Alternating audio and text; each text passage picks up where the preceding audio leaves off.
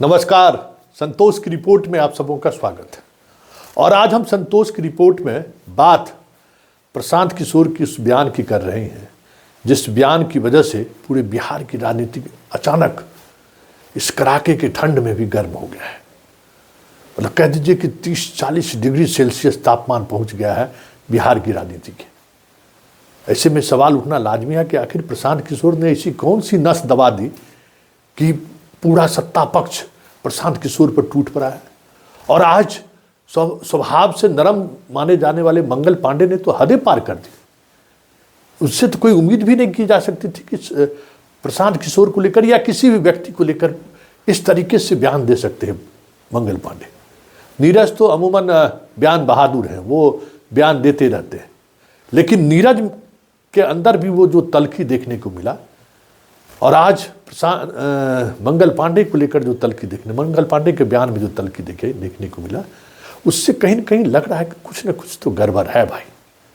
प्रशांत किशोर ने क्या कहा था कि नीतीश कुमार मानसिक तौर पर अब ठीक नहीं है, उनका मेडिकल बुलेटिन जारी होना चाहिए। इसी पर ये बवाला मचा हुआ है। तो पहले इस बवाल मचने के पीछे की वजह जानने से पहले या फिर इस पर क्यों इतना एग्रेसिव है एनडीए, ये चीज़ें समझने से पहले जरा नीरज और मंगल पांडे का बयान सुनना जरूरी है, क्योंकि उसी बयान के तलखी से आप समझ सकते हैं कि प्रशांत किशोर की इस मांग के बाद इतना अंदर से गुस्सा क्यों है, गुस्सा में है एनडीए के लोग। जरा सुनिए क्या कह रहे हैं। कमल वाले किशोर जी, आप माननीय नीतीश कुमार जी पर व्यक्तिगत टिप्पणी करते हैं। माननीय नीतीश कुमार जी ने आपको घर में रखा, आपने पिता तुल्य कहा, राजनीतिक रूप से निर्लज्ज हैं, जिसका नमक खाया उसके खिलाफ अपमानजनक टिप्पणी कर रहे हैं। अरे नीतीश कुमार जी को तो ग्लोबल थिंकर कहा गया है, क्लाइमेट लीडर कहा गया है। अभी तो राजनीति में किसी सदन में आपका गृह प्रवेश तक नहीं हुआ है। इसलिए मैं चेतावनी दे रहा हूं, ऐसी भाषा का इस्तेमाल नहीं करें, नहीं तो राजनीति में आपके किए गए कर्म का चिथड़ा उड़ जाएगा। बहुत जिम्मेवारी के साथ राज्य के स्वास्थ्य मंत्री के रूप में कहना चाहता हूं कि प्रशांत किशोर नारा लिखने वाले आदमी, मैं गवाह हूं, वो नारा लिखते थे, स्लोगन लिखते थे, यही काम था उनका। नारा और स्लोगन लिखने वाला व्यक्ति नौटंकी करके यदि नेता बनना चाहता है तो इसे बिहार की जनता तो एक तो स्वीकार नहीं करेगी। दूसरा, स्वास्थ्य मंत्री के रूप में मैं कहना चाहता हूं कि एक पढ़ा लिखा व्यक्ति यदि इस भाषा का प्रयोग कर रहा है तो निश्चित रूप से वह मानसिक रूप से कमजोर हुआ है, और मानसिक रूप से जो कमजोर होता है उसको मानसिक आरोग्यशाला में इलाज की जरूरत पड़ती है। मैं उन्हें आमंत्रित करता हूं अपने पास, वो आए, मैं उनको कोइलवर अस्पताल भेजूंगा, वहां हमारा बहुत अच्छा मानसिक आरोग्यशाला है। ये कुछ दिन जो उन्होंने उपवास का नाटक किया, मुझे लगता है कि इन कुछ दिनों में प्रशांत किशोर की शारीरिक और मानसिक स्थिति कमजोर हुई है, और निश्चित रूप से इन 15 दिनों के कारण जो उनकी मानसिक स्थिति में कमजोरी आई है उसका जांच कराना बहुत जरूरी है। और मैं स्वयं उनको लेके जाऊंगा कोइलवर अस्पताल में और उनको इलाज कराऊंगा। आप मीडिया के मित्रों के माध्यम से मैं उनको कह रहा हूं, वो स्वस्थ रहें, इसकी चिंता मुझे भी रहती है, मेरी भी कामना है कि वो स्वस्थ रहें। लेकिन जिस प्रकार का वो व्यवहार और भाषा का इस्तेमाल कर रहे हैं, बहुत साफ है कि वो मानसिक रूप से अस्वस्थ हो गए। तो आपने सुना, अमूमन नीरज भी इस तरीके से बयान नहीं देते हैं, और मंगल पांडे का तो सवाल ही उत्पन्न नहीं होता है कि कभी वो इस तरीके से तलखी से बात करते हैं। लेकिन दोनों का जुबान, दोनों की तलखी दिखा तो रहा है कि कुछ तो बात है। नीतीश के स्वास्थ्य को लेकर कोई पहली बार किसी ने सवाल नहीं खड़ा किया है। तेजस्वी भी लगातार सवाल खड़े कर रहे हैं। तेजस्वी ने भी कई मौके पर उन्होंने कहा है कि अब नीतीश कुमार अपनी मना स्थिति में नहीं है, नीतीश कुमार को कोई और चला रहा है, नीतीश कुमार मुखौटा मुख्यमंत्री है, नीतीश कुमार सिर्फ कहने को मुख्यमंत्री है, चला रिटायर्ड कुछ अधिकारी चला रहे हैं, कुछ डी ग्रुप चला रहा है, बहुत सारी चीज़ें तेजस्वी ने भी बोला है। लेकिन प्रशांत किशोर के बोलने पर इतना गुस्से में क्यों एनडीए? मतलब कुछ दाल में काला तो नहीं है। क्योंकि देखिए हाल के दिनों में नीतीश कुमार के कार्यक्रमों पर अगर आप गौर करेंगे, भले वो प्रगति यात्रा पर निकले हुए हैं, लेकिन उस यात्रा के दौरान भी जिस तरीके से नीतीश कुमार की घेराबंदी पदाधिकारियों के द्वारा या कुछ खास मंत्री, विजय चौधरी जैसे मंत्रियों की वजह से उनकी घेराबंदी की जाती हुई देखने को मिलता है, उससे तो कहीं न कहीं ये शक तो जरूर बलवती मिल रहा है कि कुछ न कुछ बात तो है। मीडिया से बात किए हुए बरसों तो नहीं कह सकते, महीनों हो चुके हैं।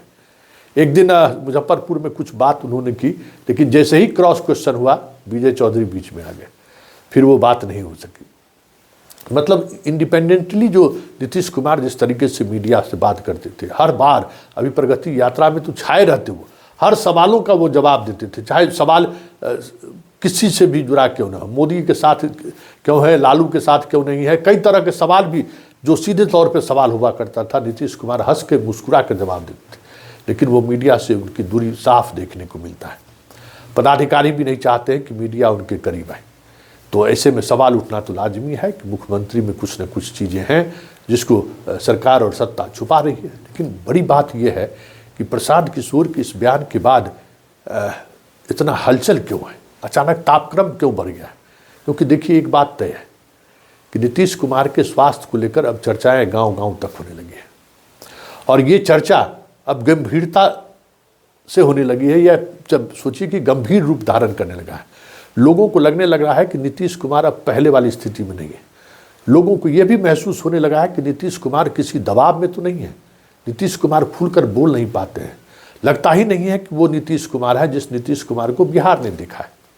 ऐसे में सवाल उठना लाजमी है कि ये बात अगर लोगों तक पहुंच गया, लोगों के जेहन तक ये बात पहुंच गई कि नीतीश कुमार पुरानी स्थिति में नहीं है, तो नीतीश की पार्टी को जो नुकसान होगा सो होगा ही, बीजेपी को भी बड़ा नुकसान होगा। ये साफ बीजेपी के लोग भी समझते हैं। इसलिए इस तरीके की तल्ख टिप्पणी की गई है, इसलिए प्रशांत किशोर के इस बयान पर इतना जबरदस्त रिएक्शन आया। क्योंकि देखिए जो राजनीति है ना, और जो बिहार की राजनीति है, भले ही बीजेपी चाहती है कि चुनाव तक इस मुद्दे को हम जनता तक पहुंचने ना दें, क्योंकि उसका नुकसान हो सकता है।